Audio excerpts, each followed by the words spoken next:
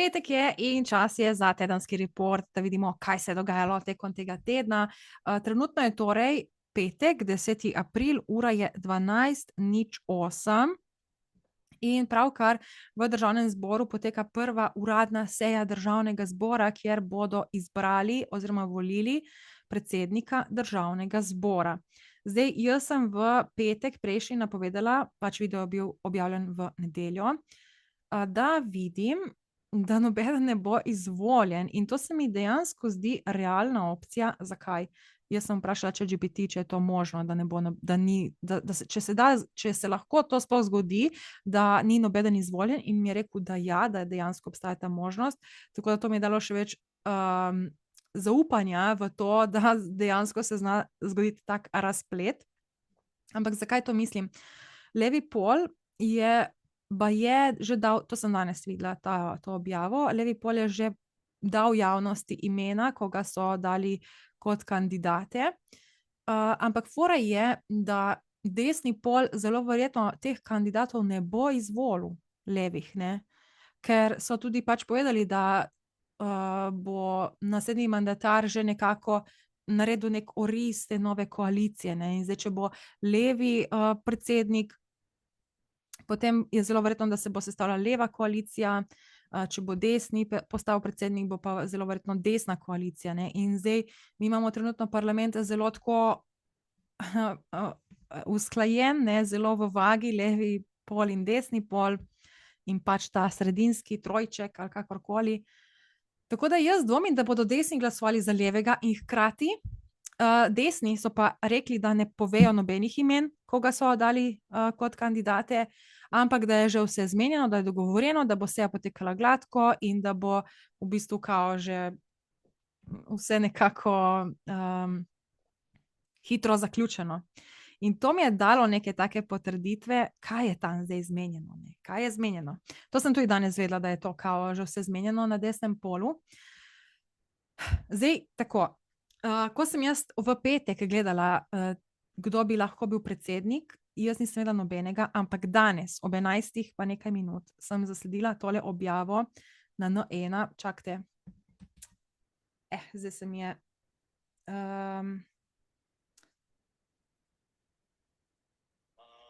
čakaj, evo, se pravi, ob 11 so dali ta video, ne, iz Državnega. No, in jaz sem v svoji napovedi rekla, da vidim neko žensko, ki je oblečena v rozast kostim in gre tako sklonjeno glavo dol. In v tem videu, poglej to, sicer ne vem, če se bo videlo dobro, ampak tle je ena ženska oblečena v rozastem kostimu. Zdaj, jaz ne vem, ali ona kandidira ali ne, in niti ne vem, kdo za boga je to, ampak mi je bilo ful zanimivo, da dejansko je nekdo oblečen v rozasto, tako kot sem videla.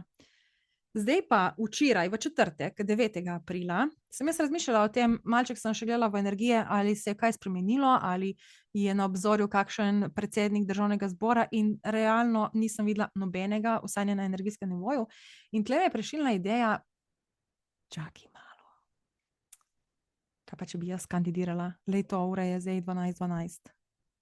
Fora. Kaj pa, če bi jaz kandidirala, ne, za predsednico Državnega zbora?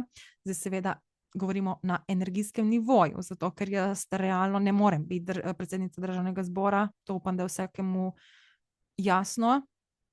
Nisem niti političarka, nimam nobene svoje stranke, nisem bila izvoljena in nisem v parlamentu, nimam parlamentarnega mandata, tako da to logično ne morem biti. Ampak na energijskem nivoju je vse možno. In tle sem rekla, zakaj pa ne bi jaz to pogledala, pa da vidim, kaj se bo zgodilo.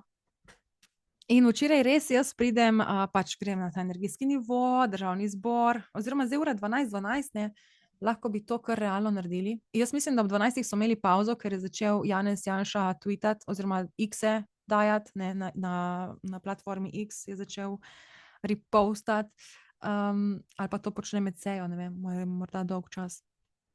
V glavnem, da zdaj pogledam, ne, še enkrat, kako bo to izgledalo. Pač dejansko jaz ne vidim nobenega kandidata, da bi bil nek enostavno ne vidim človeka, da je pač neka figura in da imamo predsednika. Vse je nekaj tako težko, pa tudi danes tak težek dan, ne, jaz sem danes prav tako utrujena, po moje to vreme in te oblaki, ki prihajajo.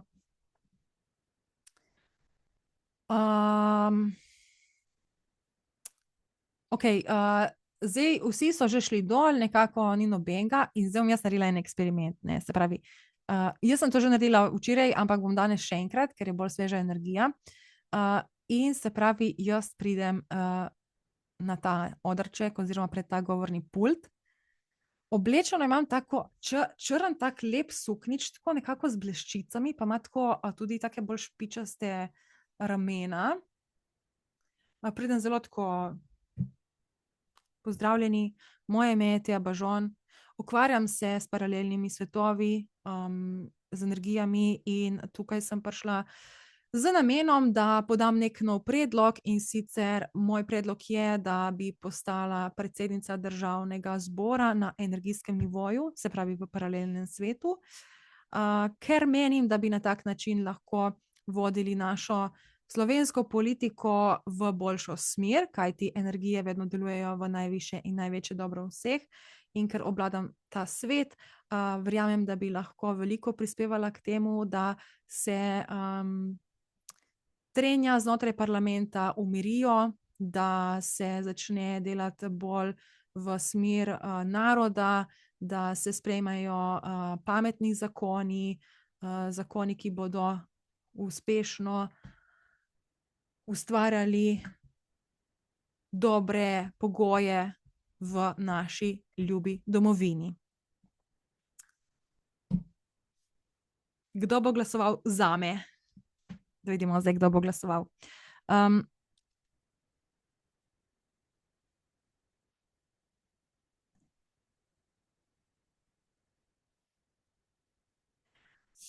Tako ful zanimivo, včeraj, ko sem to gledala, sem videla Janeza Janšo, ki je takoj bil pač tak brez neke energije, pol pa pridem jaz na ta oder in takoj, ko sem rekla paralelni svetovi, takoj je se zbudil, ne, kaj je zdaj to.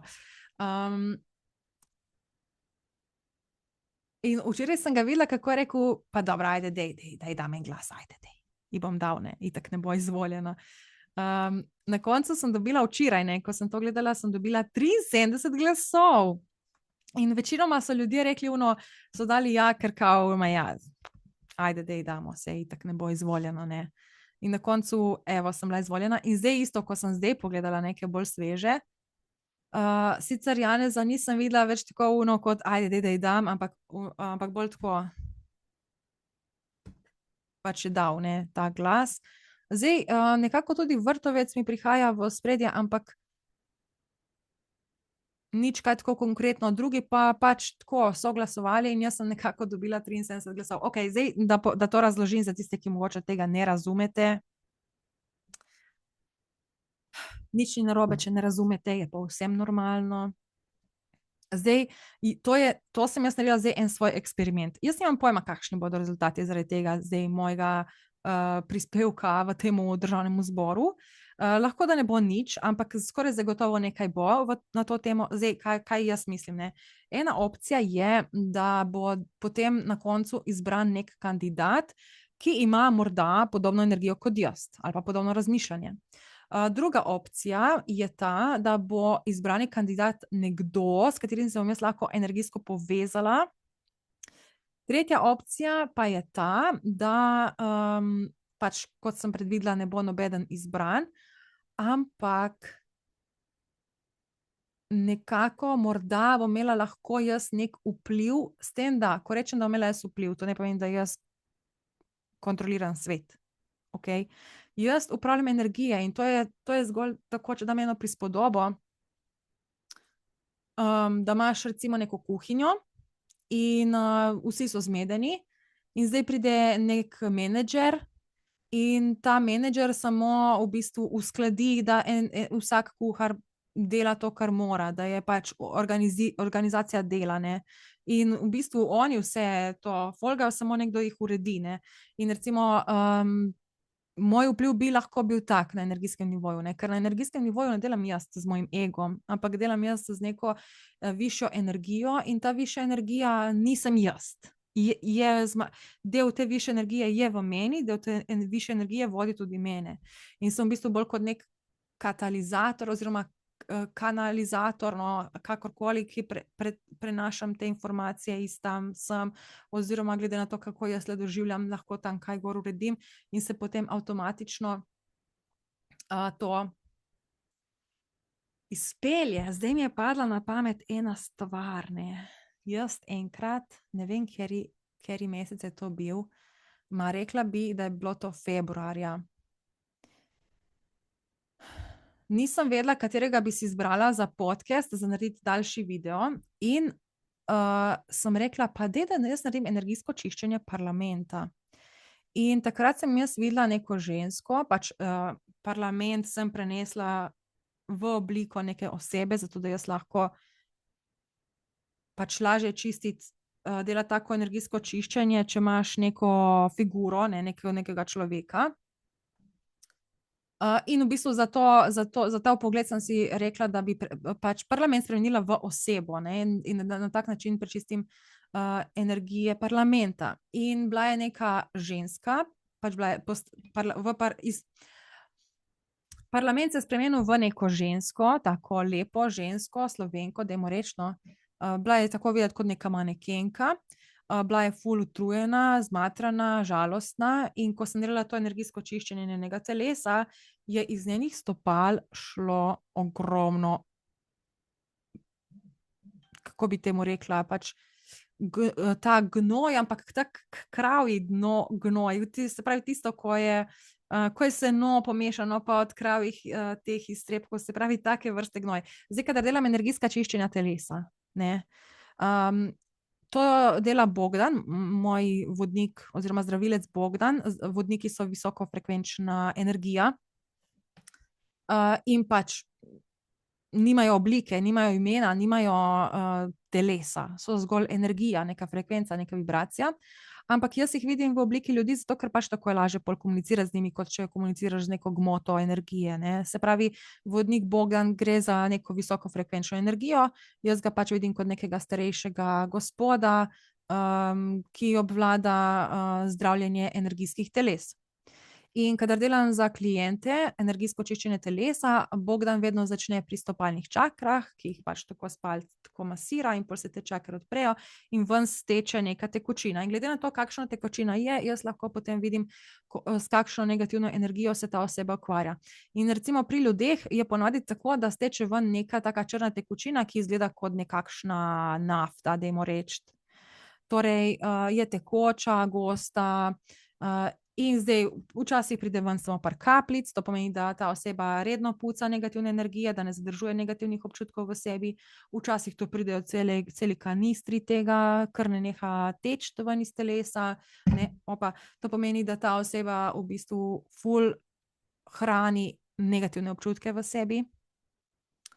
Včasih se zgodi, da iz stopal pride taka že strjena masa, ne, že taka posušena, to mi kaže, da gre to za nekaj zelo, zelo starega, da je ta negativna energija v telesu ujeta že zelo, zelo dolgo časa, ampak nikoli se mi še ni zgodilo, da bi iz stopal prihajal ven prav ta kravji gnoj. Pač to je bilo what? A toliko dreka imamo mi v parlamentu? Je bela cesta, ne. A veste, kaj pravijo, tam, kjer je drek, tam je denar, ne, tako da. V glavnem, iz njenih stopal je šlo en kup tega gnoja kravjega in potem, kakšen teden ali pa dva potem, so se začeli pojavljati ti prisluhi, ne, ki so razkrili ta gnoj v našem parlamentu in kdo ga še najbolj meša. Na tak način, recimo, zdaj jaz zato ker sem jaz naredila energijsko čiščenje parlamenta, nisem jaz povzročila teh prisluhov, ker ti prisluhi so nastali že prej, ampak sem pa morda odprla energije oziroma pomagala energijam, da ti prisluhi pridejo v ospredje. Morda niti nisem, pač ne vem, pač le govorimo zdaj o tem, kako jaz lahko vplivam z energijami. To je cela filozofija. Zdaj, dejstvo je tudi, da mi ne živimo na istem planetu, oziroma naš realni svet v bistvu ne obstaja.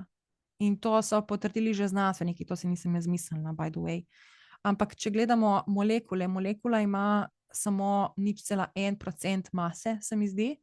In vse je sestavljeno iz molekul. Ne? Se pravi, karkoli vzameš telefon, telefon je v bistvu 29% ali pa tam nekje praznega prostora. Samo zdi se, da je trd, ampak zakaj? Ker je energija tako močno zgoščena, da moja energija, ki je tudi zgoščena, ne more iti čez te molekule. In zdaj tudi obstaja teza, da ti se ne moreš nobene stvari zares dotakniti, se pravi, ko se jaz dotikam, med mojo roko in telefonom je zelo tanka plast praznega prostora, ker se ne morejo molekule med sabo dotikati nekaj takega. Zdaj to ne znam čisto znanstveno povedati. Ampak kar hočem povedati je to, da vsak živi v svojem svetu. In vsak pritegne v svoje življenje take informacije, ki se skladajo z njegovo vibracijo. Naprimer, če pogledamo dva različna človeka, to je podoben primer s tem, a je kozarec pol poln ali pol prazen. Nekdo, ki je ful žejen, bo rekel, da je ful prazen. Nekdo, ki ne mara vode, bo rekel, da je poln kozarec, čeprav je pol prazen ali kakorkoli. Se pravi, vsak dojema stvari po svoje in v bistvu s tem, ko jaz delam neke vplive na energijskem nivoju, vplivam pravzaprav na svoj svet in hkrati tudi na tvojega, če recimo me spremljaš. In zdaj, če ti spremljaš moje energijsko čiščenje, se v tvojem svetu tudi dogaja nekakšno čiščenje, zato bodo recimo te informacije oziroma ta posledica čiščenja prišle tudi do tebe. Razumeš? Recimo nekdo, ki je prepričan, oziroma nekdo, ki ga politika ne zanima, on sploh ne bo vedel, ne bo prišla do njega informacija o kakršnih koli prisluhih, ker ga pač to ne zanima, ali pa bo slišal, pa mu bo vseeno. Nekdo, ki pa je ful zagret za politiko, ga ful zanima, bodo pa te informacije do njega prišle. A mi sledite? Jaz upam, da ja. Ker danes sem ful tako, taka, kot ste rekla, malček taka zmatrana, pa sploh ne razmišljam v bistvu, kaj govorim. Ampak to je, kadar ne razmišljam, kaj govorim, takrat govorim dobesedno pač kar energije, govorijo preko mene, kar ne razmišljam. Se pravi, govori čisto moja energija, ne pa moj razum, kar je dostikrat boljše. Oziroma, zdaj bi lahko spet filozofirala. A pa dajmo, kaj si. Čakaj, Janez Janša je prav kar nekaj repostal. Tarča, spet ne razumem. Aha, to ni on napisal. On je sam delil. Dobro, brez veze. Ja, ne, sem zgubila misel, nima veze, gremo naprej. Zdaj, jaz sem za Janeza Janšo v prejšnjem tednu napovedala, da bo on končal brati neko knjigo. To je zdaj, to knjigo bral že 2 tedna, odkar pač to gledam, in zdaj ne vem, če sem jaz rekla v tem prvem napovedniku, ampak jaz, če se prav spomnim, sem videla rdečo knjigo. Torej, da je on bral neko knjigo z rdečimi platnicami. In v nedeljo, prejšnjo nedeljo, se pravi 2 tedna nazaj, ko sem to objavila, je zvečer Janez Janša repostal na X-u tole objavo. Bom prebrala. Gre pa se v bistvu od portala 24.si, so dali novo knjigo z naslovom Direktno. Piše pa knjiga, ki vas ne bo pustila hladne. 130 kolumen, 370 strani, 25,20 plus poštnina. In ta knjiga naj bi govorila o teh aferah, med drugim tudi o Fotopubu, in recimo citat iz knjige je: na dogodke in zabave so prihajala znana imena kulture in politike. Celo Luko Mesca, prvaka Levice, si lahko srečal tam, kar je razvidno iz vsaj enega posnetka iz Fotopuba v Ljubljani. Knjiga Direktno, oprostite, nič nisem imel z njim, stran 49. Se pravi, portal 24 je objavil tole knjigo in Janez Janša je potem, ko sem jaz objavila mojo napoved, repostal tole knjigo. Odkar ga jaz spremljam na X-u, še nikoli prej ni repostal kakršnekoli knjige, razen te. Pač vse, kar sem jaz zasledila. In to je bilo ful zanimivo na ključe, zanimiva sinhroniciteta, in sem pomislila, mogoče pa on bere to knjigo, dejansko, da si jo je pač kupil in jo prebira. Fora pa je tudi, da za ta teden sem napovedala, da bo on to knjigo zaprl, jo dal na polico in pol se mu bo smehljalo. Ta teden, v torek, so razglasili uradne podatke volitev In s tem se je tudi zgodba zaključila. Tako da lahko, da je ta zaprta knjiga simbol za to, da se je zaključila ta njegova raziskava o legitimnosti teh volitev. Ker seveda, kot vemo, je on imel ful za pripomniti. Jaz se z njegovimi pripombami načeloma zelo strinjam. Mislim, da bi, od DVK, to je spet cela pašta, no. O tem bi lahko govoril ure in ure, kakšne bedarije govorijo o tej politiki, zato ker, ali pa tudi DVK, ne. Zdaj pač, če obstajajo sumi, je treba te sume rešiti na tak način, da sumov ne bo več, ne. Na DVK pa Nataša Pirc Musar pa vsi tej, ne, to je čisto vse v redu, pač okej. Pustimo stati. Kar je bolj fascinantno, v torek je izšla nova revija Jana, tale, in v tej Jani je tudi prispevek o meni. Na strani 26. Ampak kar je še bolj zanimivo, je to, da je tlele predstavljena tudi ena knjiga in prav tako ima ta knjiga rdeče platnice. In to se mi je zdela zelo zanimiva sinhroniciteta. Zakaj? Ker, torej za ta teden sem jaz rekla, da bo Janez Janša prebral knjigo do konca, in tle je, ta teden je tudi šla ta revija in pač tle je ta knjiga rdeča. Naslov te knjige je Sreča in pač tale novinarka, ki piše te prispevke v rubriki Muze, ona očitno pač prebere vedno neko knjigo, pa nekaj obišče in pol napiše, ne, tako da to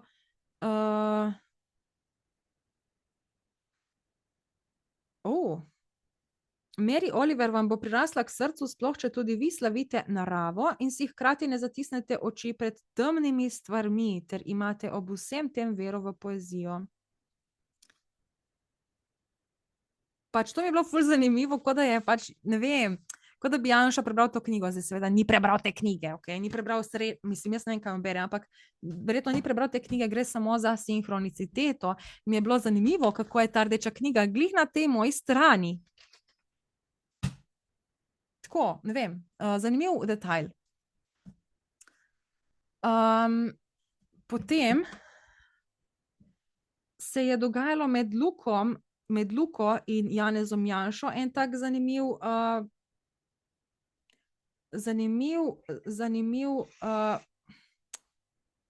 konflikt, dajmo temu reči. Namreč, Luka Mesec je rekel, da, oziroma je to objavil, ne, poziv Janševim operativcem iz agencije Black Cube, objavite neporezane in nezmontirane prisluhe. Meni je to tako smešno, da bi te levičarji radi nezmontirane prisluhe, pač, halo, a ste vi padli z lune? Jaz vem, zakaj bi jih oni radi hoteli, zato ker, da pač oni se dobro zavedajo, da so ta Zidar Klemenčič, ali kaj so te, ki so pač povedali te informacije, oni dobro vejo, da takih informacij ne bi te osebe kar tako razlagale nekomu. In šlo se za to, da te operativci, pač kdorkoli so, jaz ne verjamem, da so iz Black Cube, ampak okej, te operativci, ki so snemali te prisluhe, gre za zelo izurjene posameznike, ki obvladajo retorično manipulacijo. Da ti izvlečeš ven take informacije na srečanju z neko osebo, moraš točno vedeti, na katere tipke stiskati, da se ti bo ta oseba odprla in razgalila vse informacije.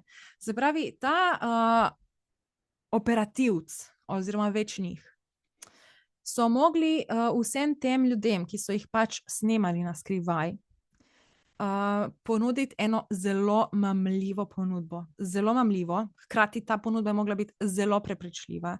Tudi oni so mogli izpasti kot neka figura, ki ima zelo, zelo, zelo veliko vrednost. Hkrati so mogli med tem procesom, med to večerjo, ko so jedli te špagete, so mogli z temi Zidarčič, Klemenčič in pač temi, so mogli komunicirati na tak način, da so jo dobesedno v bistvu zmanipulirali, ne? Ampak manipulacija ni vedno slaba. V tem primeru je ta manipulacija zelo dobra, ker je razkrila nekaj, kar se drugače ne da razkriti. In zdaj, logično je, da Slovenec ne bi nikoli mogel dobiti teh informacij. Zakaj ne? Ker Slovenija je premajhna. Vsi te, ki imajo ful veliko denarja, se med seboj poznajo, pač, ali pa vsaj vejo, kdo za koga, kaj je, zakaj.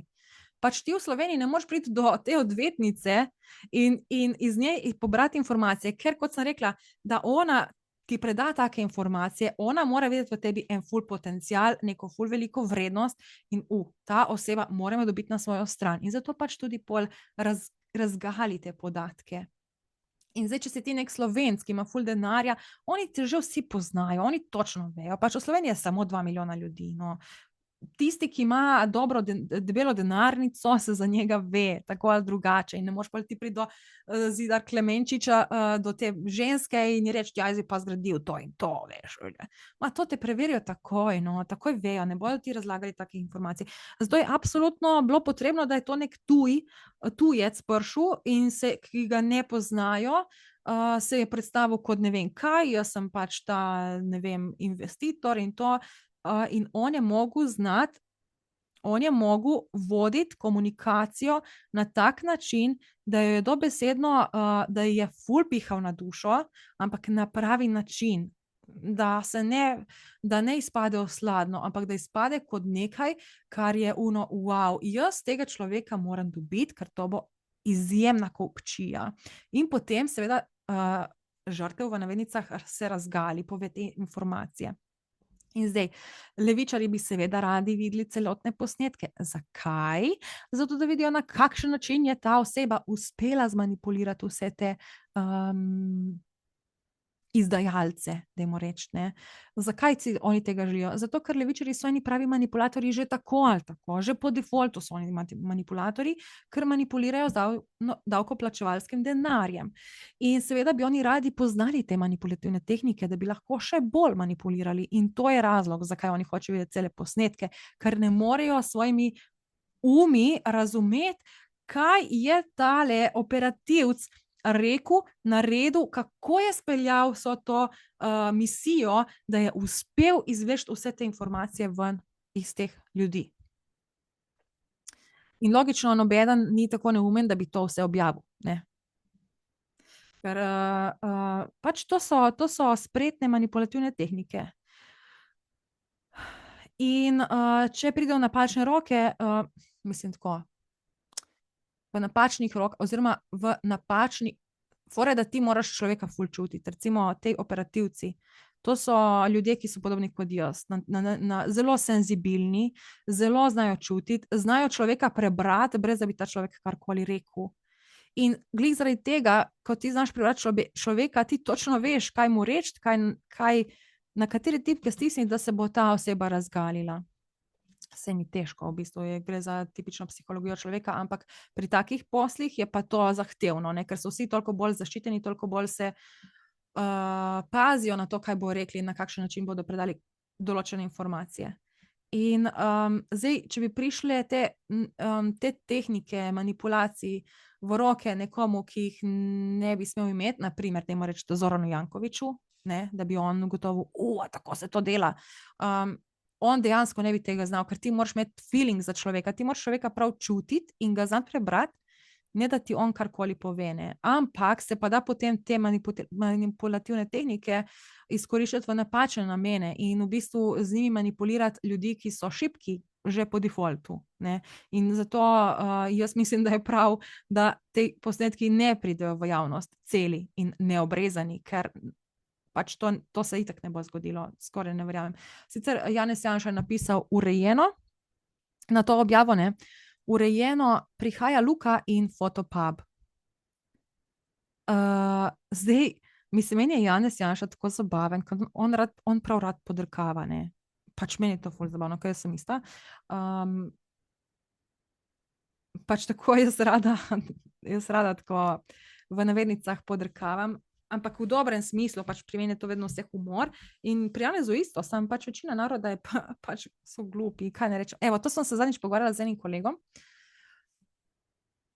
ki je v bistvu volil svobodo, sicer mi je povedal tudi zakaj, pač čisto iz brezveznih razlogov, ampak nima veze, jaz spoštujem vsako odločitev in zdaj, če on izbral si svobodo, to je meni čisto ok, ne, jaz mu ne bom tle moralizirala, mislim, bom malo tako iz fore, zato ker zakaj pa ne, ampak logično, jaz podpiram vsakega, ne glede na to, kako je usmerjen in kaj, kdo komu zaupa in tako naprej.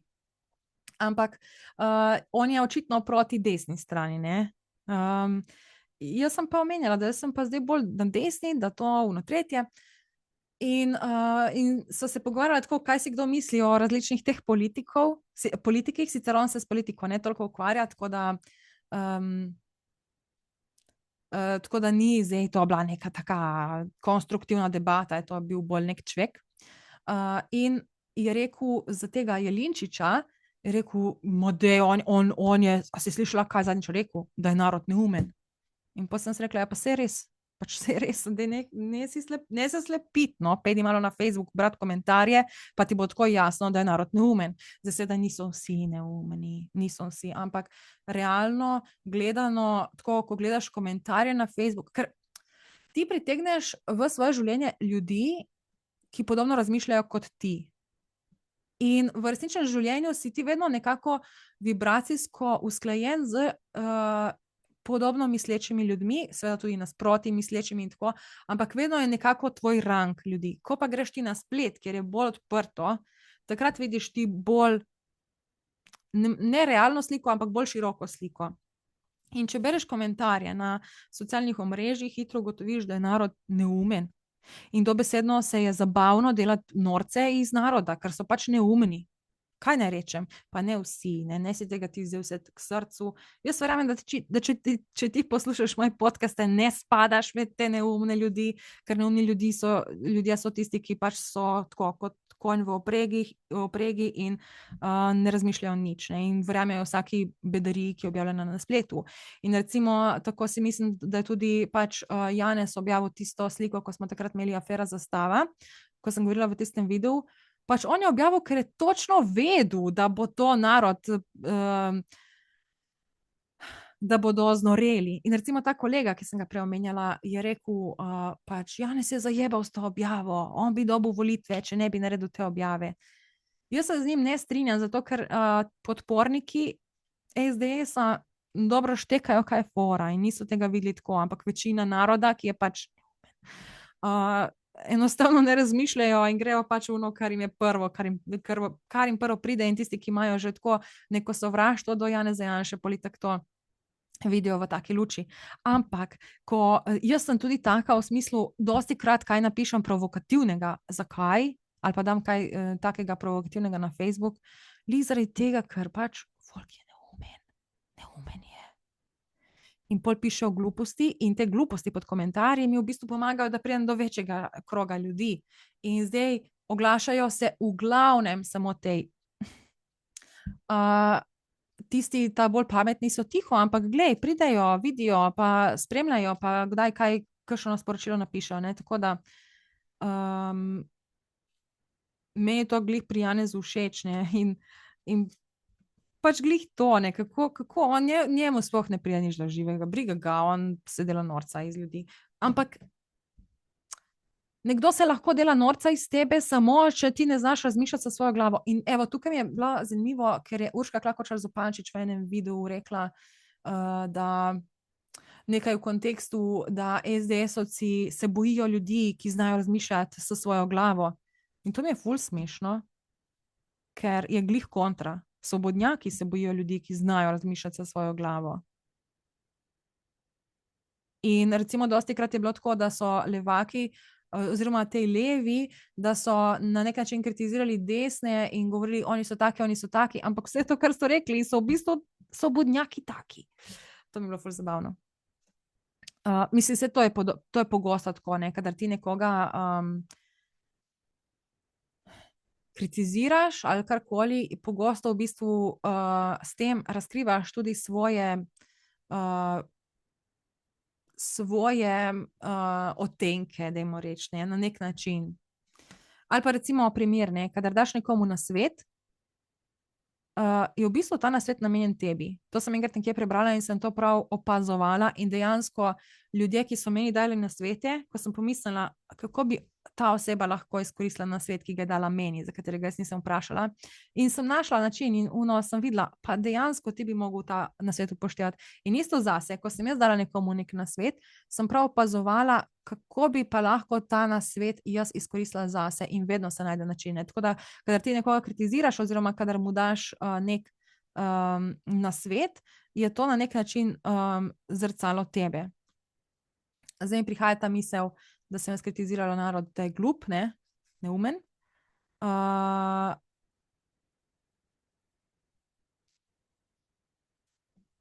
Ampak jaz nimam problema reči, da sem neumna. Tako da, glej, če ti misliš, da sem, ok, kakšna briga, jaz vem, kaj sem, kaj nisem. Tako da,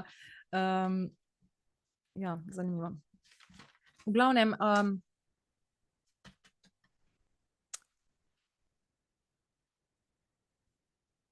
jaz sem se kar sklepetala, ne?